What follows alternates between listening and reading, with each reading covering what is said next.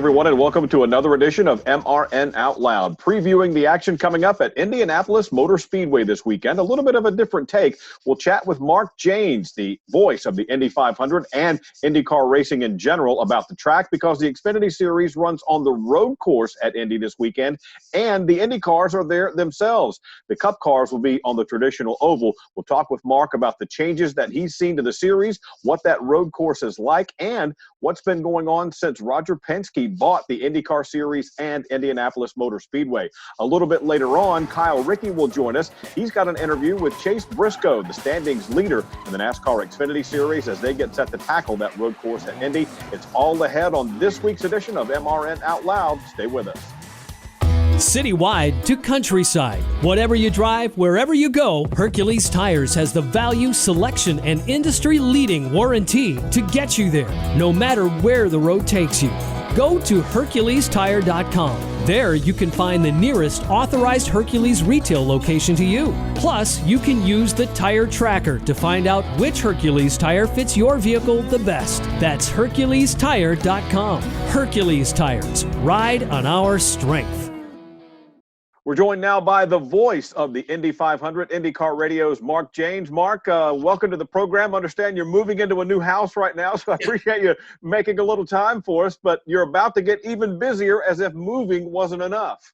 Yeah, we're excited about what's coming up this weekend, a historic weekend for sure, Woody. Thanks for the invitation so much. For these two series that no disrespect to our F1 brethren, but I think these are two very, very good series, and I think to finally have them together in one venue is something that I'm honored and privileged to be a part of moving forward for sure. It's almost like Bill Murray said in Ghostbusters, dog and cats living together, mass hysteria, right? Whoever thought that we would see this? I mean, I'm glad to see it, don't get me wrong, but I just thought it would take years and bunches of negotiations and things that were, still to come. But I guess the pandemic has brought on a lot of changes that none of us thought we would see, at least this soon. Yeah, but that's a great point. And, I have early on in my broadcasting career, when I worked in Terre Haute, Indiana, we have the famed Terre Haute action track there. And I called a lot of feature races at the action track with Mike King, our former anchor. And USAC and Silver Crown Sprint Midget shows, World of Outlaw shows. I even did some stuff at the Action Dragway for the NHRA regional series. And I've always just been a fan of racing. And like you, I've never bought into this us versus them mentality, because Woody, I'm a football fan, I'm a baseball fan, and I'm a basketball fan, and I'm okay with that. And certainly, I'm a fan of NASCAR. I'm a fan of about anything with motors and a wheel. I've called demolition derbies, for gosh sakes. That's how entrenched in motorsports that I'm in. And I think it's great for fans that maybe don't know about one or the other, to be able to see it. It's unfortunate they can't be there in person, but at least them running together, I think, and the notoriety that comes along with that, I think will be mutually beneficial to both series, or all three series, in fact. Well, since we're crossing the streams, I do want to get to some IndyCar talk with you, because there have been some significant changes there in the offseason as well. But let's sort of back up and reset what we're looking at this weekend.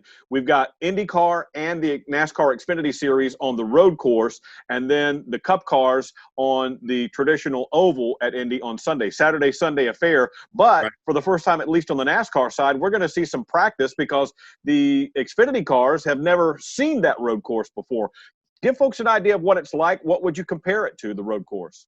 Well, it's unique, I think, in the fact that, and I think the thing that I like the most about it, there was a configuration that was built for Formula One at the U.S. Grand Prix days. And then when the idea came about to run the Grand Prix at the start of May, they Dario Franchitti, Tony Kanaan, and other drivers, Scott Dixon and others, were involved in the redesign of that course. And they made it, I think, a lot racier. And as a result, I think we've had some very compelling races. And I think that's always a good idea. I mean, there's a theory there that you don't want the inmates running the asylum, but when it comes to building a track, I think it's important to get driver input. And both the series and the Indianapolis Motor Speedway did that. And I think as golfers help design golf courses, right? Exactly. That's a great point. And so to that end, I think we've had some very competitive racing. Now, admittedly, as you have seen, In NASCAR, the difference about road and street course racing, and I know you all don't run on street courses, but well, I tell you, I know fuel mileage and the fuel game and pit strategy is important in all forms of racing, but it seems to get a lot more attention when you're on a road and a street course, because there aren't as many passing zones as there are on an oval, that's for sure. Mm-hmm. And so sometimes if you start toward the rear of the field, you got to get a little creative with a pit strategy. So sometimes there's a race within a race, but boy, it can be awfully compelling. And I think you can't plan on cautions to help your pit strategy at the road course to the Indianapolis Motor Speedway, because the runoff areas are very forgiving, almost like a Sonoma. And so we don't get a lot of cautions in races there. We just don't, because cars can get off and get back on. And so, that's one thing you don't want is a big off. But if you get one, you can recover and not have to worry about going a lap down or losing your day. One of the things that we've seen over the years develop on the NASCAR side at road courses is crew chiefs calling the race or strategizing the race sort of backwards. Figure out when you're going to have to make your last pit stop and then work the time or the math from there. How does it play out in IndyCar? Same way. I mean, I've talked to a couple of race strategists, most notably Kyle Moyer, who handles the race strategy for Simon Pagenaud for Penske. I'll admit, Woody, I have a little insight. He and I graduated from high school together, so I do have a pretty good relationship with Kyle, and I think they'll tell you that in most races, in fact, even on some of the longer ovals that we run on, they actually will start and work backwards for sure. That's a great point, and I think you'll see that similar strategy kind of play out in the NTT IndyCar Series race for sure. We have seen, at least in some of my past, the sports cars on the road course there at Indianapolis. But what do you expect to see from the Xfinity cars, heavier cars than we're used to seeing on that road course? Well, I think that, the passing zones, you'll see one in particular. I think it'll be chaos into turn number one, because you go down that fairly I like it already. That's right. And then you make that hard right-handed turn in what is turn 4 on the oval. And through the first 2 or 3 turns there, they'll have a tendency to lay on one another pretty hard. They'll settle themselves out, and then there's a really fast run down what was Holman Boulevard going into to turn 9, and that's a hard left-hander. That's another passing zone, and I think that's another place where they're going to lay on one another. So I would expect in the Xfinity race that once the day is done, the guys who do the body work are going to be awfully busy for that night and the next day for sure, getting those cars repaired. Well, that makes it sound like a lot more fun right there, for sure. Let's talk about the big oval, of course. The Cup cars have been on the oval for many years now, and it's a race that it doesn't seem like lends itself to big, heavy stock cars, but they have kind of figured it out over the years. Now we've got some different configurations, a different rules package with the Cup cars. What are we looking for on Sunday with I guess now it's not the Big Machine vodka, it's the Big Machine hand sanitizer 400, again, because of the whole COVID situation. Well, I think, it's become a race in which it really tests the patience of the drivers, especially the last few years that we've had stage racing. I mean, the drivers understand the importance of winning those stages and what it means moving forward. But, well, I'll tell you what, I'm not suggesting that you look away, because the starts and restarts for NASCAR are always very compelling at the Indianapolis Motor Speedway, because let's be honest, passing is at a premium there. Be interesting to see how this rules package does, especially with no practice time and no qualifying time. But one thing that I am confident of, that last stage, it'll be a Pier 6 brawl. I mean, there'll be guys that have been patient, waiting until that last stage comes around, and then they're going to hit the button and they're going to go. And for me, that's been some of the most exciting racing that I've had the opportunity to call over the past several years, be it an open wheel or NASCAR racing. It's a lot of fun for sure. We're chatting with Mark Jaynes, the voice of the Indy 500 and the IndyCar Network. But, Mark, we've come to expect you guys to sort of work your crew with our friends at the Performance Racing Network now with 3 races on tap this weekend. How will the mix play out? What can we expect to hear from you guys this weekend? Well, on Saturday, the races are so close together, the GMR Grand Prix, and then they followed up with the Xfinity race. And So I will anchor along with our driver analyst, Davey Hamilton, will be in the booth, and we'll have our full complement of turn announcers out. We'll have Michael Young and Jake Query and Nick Yeoman and Chris Denary. And then our day first will be on pit road with Brett McMillan and Brad Gilley. And that crew will essentially be the same for the Xfinity race. Davey and I will get up and leave the booth, and then Pat Patterson and Jeff Hammond and Doug Rice will come in to anchor. And then on Sunday, it's the traditional Brickyard crew that we've had together for a number of years now. It'll be Michael Young and Brad and Brett on pit road. I'll go to turn one for that race with Nick Yeoman, Jake Query, and Chris Denary. And then, as we said, Doug and Pat and Jeff will handle the anchoring. I must say that because of the concerns over COVID-19, the Speedway historian, the legend Donald Davidson, he and I have been in communication, and Donald will not actually be at this race. And I don't know the last time that Donald has not actually been on site.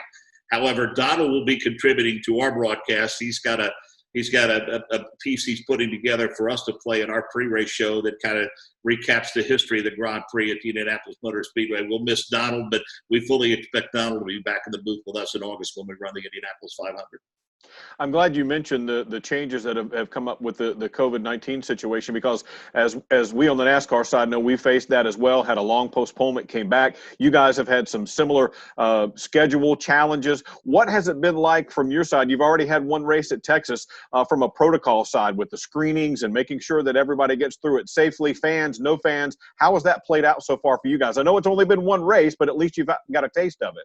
Well, we sent our engineer and our Rick Evans and Nick Yeoman, one pit reporter, to Texas, and Jake Query and Davey Hamilton and I were in our booth at our Indianapolis studios. I mean, we had the full complement of multi-screen monitors and timing and scoring, and we were able to communicate with Nick Yeoman as though that he were there. Nick said it was obviously a very surreal experience for him, and you combine the COVID-19 concerns with the fact that the heat index got up to 115 degrees at Texas. Nick, along with 45 crew members, ended up at the infield care center getting fluids throughout the course of a one-day show. But I think that in terms of the totality, I think you'll agree. I think NASCAR and IndyCar, in my opinion, have done a magnificent job of handling a situation with there was no playbook for any of this. There was no manual to which we could refer, and I think the changes that have been made to the schedule have all been changes that have made sense. And I think that they have given fans especially enough time to prepare to make, alternate plans. I mean, we're still not, I don't think, as we sit here, 110% sure as to what the NFL, the NBA, or Major League Baseball, college sports are going to look like. We have a pretty good idea moving forward of what NASCAR and IndyCar are going to look like. And I think not only their sanctioning the sanctioning bodies, but, the respective leaders of those sanctioning bodies, we've got to include the manufacturers. We've got to include the tire manufacturers. But more importantly, we've got to include those track promoters who've been very gracious in altering their schedules for both of these series. And it's unfortunate that we can't have fans there this weekend, but I would continue to impress upon people. There's not a decision anyone in NASCAR has made or IndyCar has made without the consultation and approval and the blessing of state, local, and federal health officials. They're not flying this by the seat of their pants. Yeah. They're doing exactly what their respective governments are allowing them to do and when. And I think given those restrictions, I think both series have done a marvelous job for their fans, for sure. I think that's what makes it such a challenge. It's not like you can do a one-size-fits-all equation for this, because even it's not just at a state level. Even some counties and cities have different rules and regulations depending on where the series may go. But I did want to touch base with you before we wrap up about the biggest change to the IndyCar series in the offseason, and I think everybody kind of felt like, you know what, that's just about perfect. Roger Penske buys the IndyCar series and the Indianapolis Motor Speedway. And I think if people could have written a script, this would have been the script that they had written. What's it been like so far early in that tenure, and what do you expect to see going forward? Because there's already been a lot of talk about some things that may or may not change. Yeah, I think that's a great point. And my association with the Holman George family goes back 30 plus years. The station I worked for in Terre Haute, which led to me joining the radio network, was owned by the Holman George family at the time. And they are an incredibly gracious family. And what they have done for motorsports as a whole, is almost unparalleled. And, I think it was a difficult time for Tony, as you could tell by the emotion when the announcement was made. But no, I mean, you find me someone better. And I would say this, in terms of, when the announcement was first made, people said, well, what do you think the chances are of being able to move everything forward? I know what he's done with the Detroit Grand Prix on Belle Isle over the last 7 to 10 years. He has pumped literally millions of dollars into that island and millions of dollars into the economy. And every year we go back, we see something new, we see something different, we see something better. And I know when, those of us in media that will have the opportunity to cover events moving forward at the Indianapolis Motor Speedway, there have already been noticeable changes made. I mean, it's been cleaned up, it's been spruced up. But I think more than anything else, Roger Penske is a fan of racing. And the changes that he makes moving forward are all changes designed to enhance the experience for fans and give them the desire to want to come back. And, I think, honestly, we're fortunate that he is the steward. That is the phrase that's being used of both IMS and the NTT IndyCar Series, because I think that stewardship and that leadership and his team, combined with Mark Miles, the CEO and president of Penske Entertainment, and Jay Fry and others, has, I think, been huge in terms of handling this pandemic as cleanly and as smoothly as they've handled it. But I think each and every year moving forward, and you come back to the Indianapolis Motor Speedway, you're going to get something new, you're going to get something improved, and you're going to look around the place and say, wow, what an impact he's had for sure. When the talk first began about all this, I think the fear from a lot of fans was that some business conglomerate would wind up with the track and the series, and they'd be more interested in the bean counting rather than the fan side, as you mentioned with Roger Penske. Not that he's not a sharp business guy, because we all know that he is, but what are some of the things that you're hearing that we may kind of tease us a little bit? What might we see down the road? What are some of the things that Roger has mentioned so far that he's interested in? Well, I know Georgetown Road is, once upon a time was the main thoroughfare that ran on the west edge of the track. Now, some of the access, car access, has been cut off to that. And I think the goal is to eventually cut that off, completely. And I think he wants to turn that into more of a fan plaza. I think he'll want to see restaurants and shops and things of that nature up and down Georgetown Road. That's something he'll have to work with the town of Speedway and the Redevelopment Commission on. But I think, much like, say, for instance, Daytona is somewhat of a year-round experience. It's a destination for people, whether anyone is racing there or not. I think that's Roger's goal. I think he wants to get people to 16th and Georgetown on a regular basis and give them a chance to come throughout the year. And I think Doug Bowles, the president of the Indianapolis Motor Speedway, and his team have done a good job of this over the past couple of years. But Woody, moving forward, I think you're going to see more concerts. Speedway High School did their graduation at the Indianapolis Motor Speedway this year, like they did at some other racetracks around the country. And so I think you're going to see it continue to be the world's greatest race course and the home of the greatest spectacle in racing, and one of the most prestigious NASCAR weekends on the calendar. But I think you're also going to see it become a multi-use, multi-entertainment facility, and I think that's something everyone should be excited about. Years ago, Humpy Wheeler told me that a racetrack is not just a racetrack. It's actually a hungry beast that must be fed. And I think Roger Penske gets that. And it's great to see some of that area that he's considering and bringing it all together and making it work as one unit. And I think that's exciting to look forward to. Yeah, for sure. And I think Humpy Wheeler's got a pretty good track record of success. So that's a good guy to quote. That's for sure when it comes to entertaining. I remember, when the IRL when it was the IRL, we raced there years ago. I mean, they didn't. We were asking for the pre-race. Who's giving the command? Who's giving the command? Who's giving the command? And Humpy Wheeler, in true Humpy Wheeler fashion, opens the gate below the flag stand, walks up to the stands and grabs a family and says, "Come down, we want you to give the command to start engines." I mean, those are things that sell tickets. That family is going to come back year in and year out, and they're going to tell people, and they're going to tell people, and they're going to tell people. And just that what seemingly is a small gesture is a huge thing. And, you make people feel important. You make them feel wanted. You show them that you appreciate that their investment in your facility, and they're going to want to continue to come back for sure. That's a pretty good mindset in terms of being successful in business and entertainment, I think. Absolutely, it is. Well, Mark, we know you're going to get busier, I guess, since you're in the middle of a move right now. But get some rest and get some good sleep and stay hydrated. It's going to be a really fun weekend. Oh, wait a minute. One more thing I wanted to ask you. I've been meaning to ask you this for a long time. A lot of drivers on the NASCAR side, I always talk to, marvel at how hot it is inside the Indianapolis Motor Speedway, even if it's not necessarily that hot weather-wise. Right. Why? Why is that? And I'm sure you've heard that as well. Well, I think for the most part, a large majority. I mean, you're going down a steel and concrete tunnel down that straightaway, and there aren't too many places where the wind can actually get to the racetrack. I will say, in the IndyCar series, the one place where there seems to have been difficulty over the years from time to time is if the wind is coming out of the south through the south short chute. The bleachers are just low enough that if the wing configuration is not right and the conditions are right, the wind can come in out of the south and literally grab that rear wing and spin that car around. But by and large, I think it's because there's just not a lot of places for, the air to get to the car to help cool the cockpits off.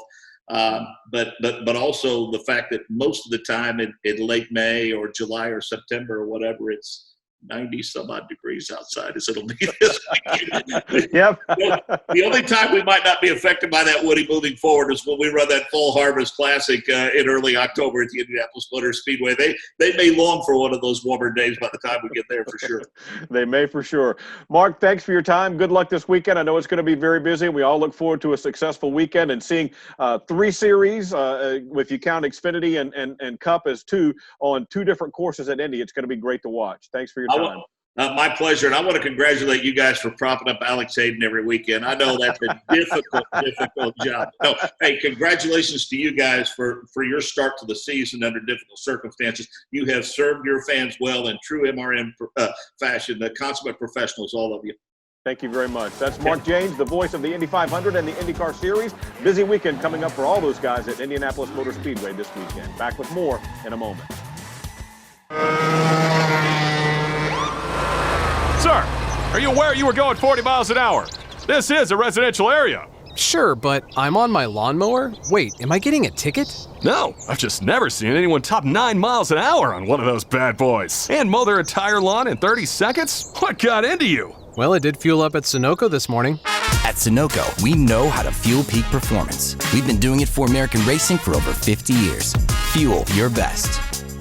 Able to catch up with the winner of the Pocono Green 225 over the weekend for the NASCAR Xfinity Series at the Pocono Raceway, Chase Briscoe. And Chase, first off, congratulations on the win. A wild race on Saturday afternoon, and you were able to get the job done for, what, the 4th time this season?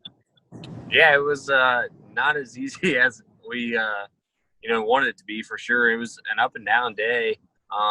Started off down, just balance-wise. We weren't very good at the beginning of the race, and we got a little bit of a break when a lot of the faster guys crashed, but I felt like we had made our car way better towards the end of the race anyways. And we had that speeding penalty and then the flat tire. And then, fortunately, a lot of the faster guys, like I said earlier, were kind of tore up. So it made it easier to get back to the front, 2 or 3 guys. And then we were able to run down Ross. And then that late restart made it a lot tougher than I was wanting it to be. But we were able to just keep fighting all day long, kind of like we've done all year long. If you go back to Homestead being 7 laps down, and there's been multiple races this year where we could have easily given up, and we just keep fighting, and we were obviously able to come out on top because of that.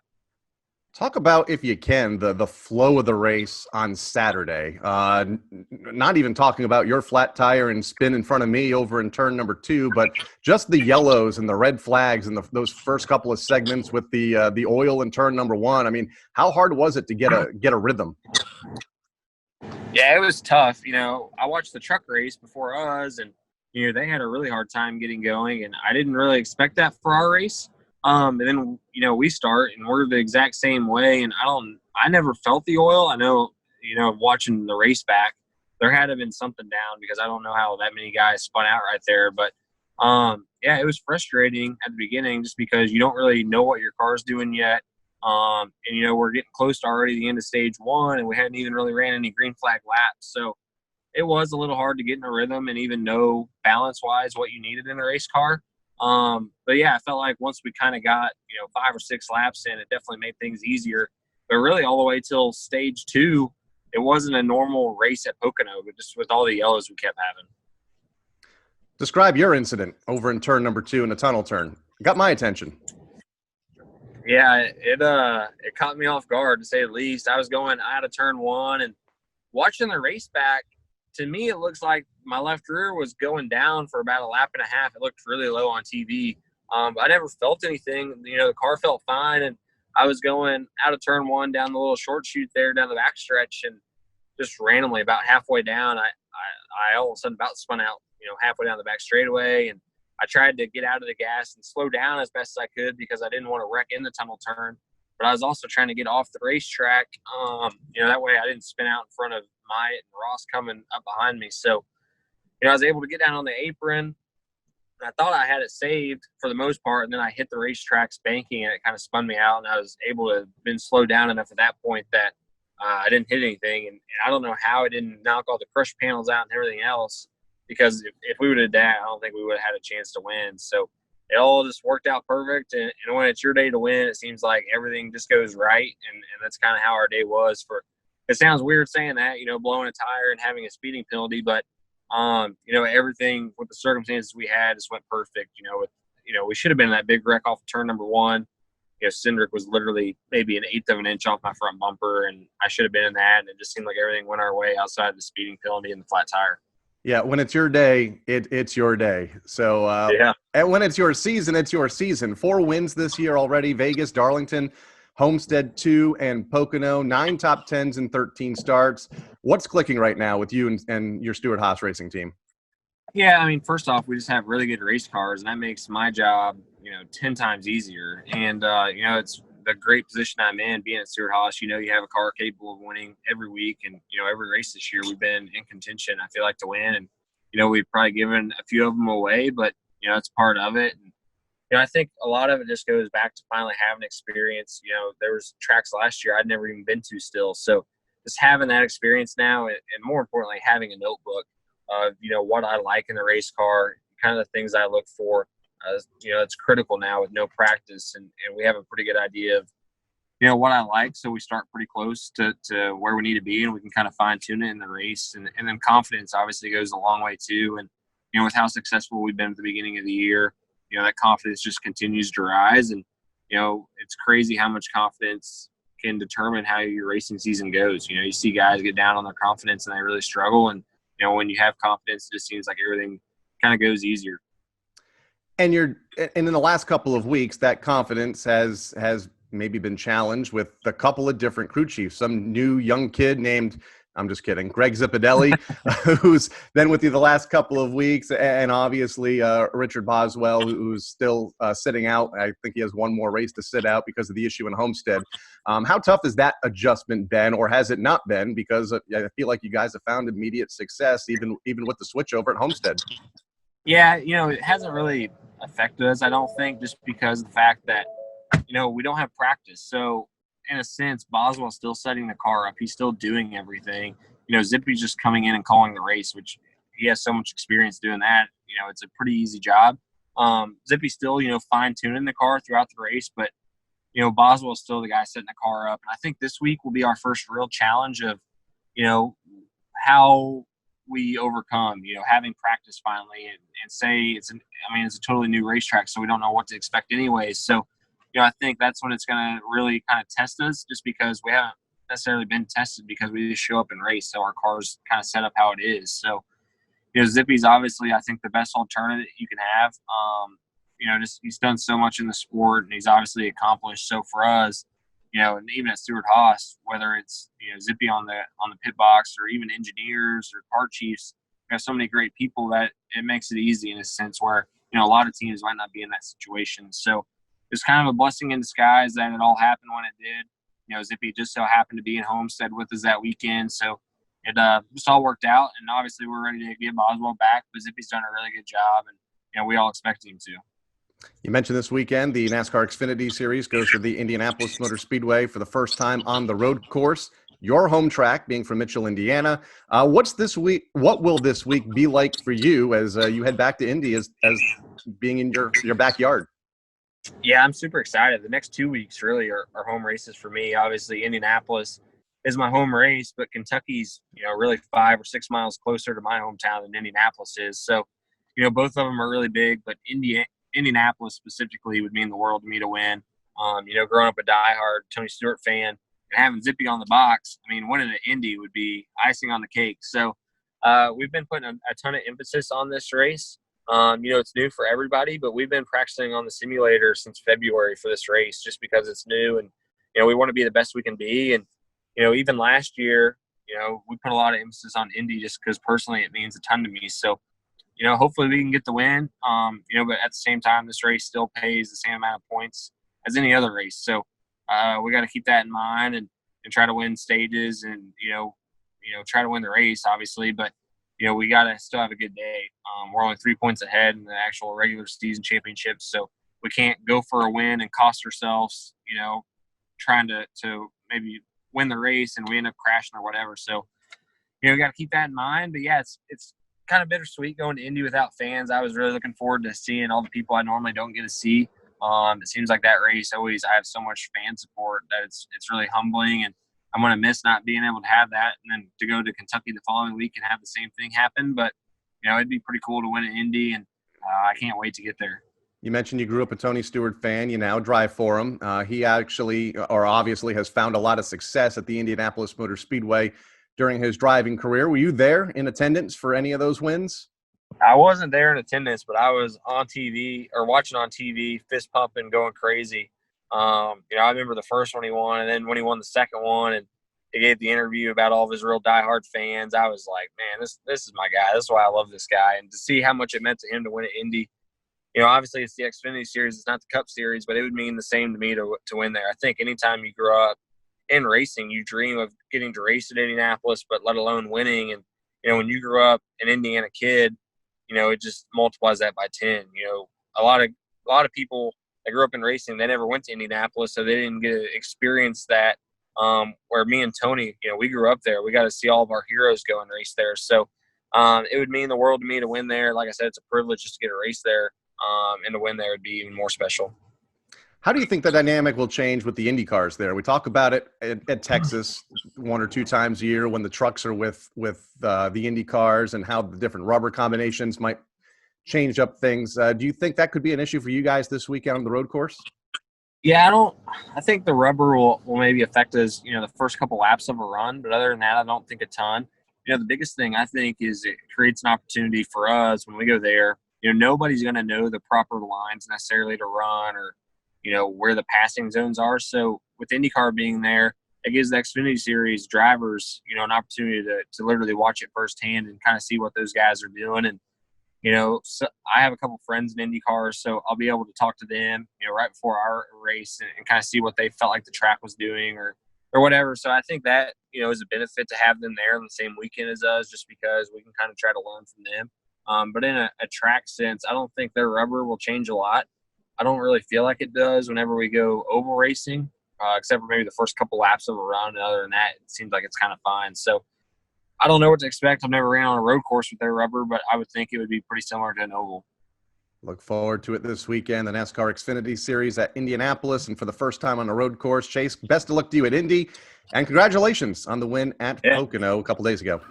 Thank you. I appreciate it. That's all the time we've got on this edition of MRN Out Loud. Thanks for joining us, everyone, and also thanks to Mark Jaynes, the voice of the Indy 500 and IndyCar racing. Also, Kyle Rickey and Chase Briscoe as we get set to run at Indianapolis Motor Speedway this weekend. I'm Woody Kane, and we'll see you right back here next week for another edition of MRN Out Loud.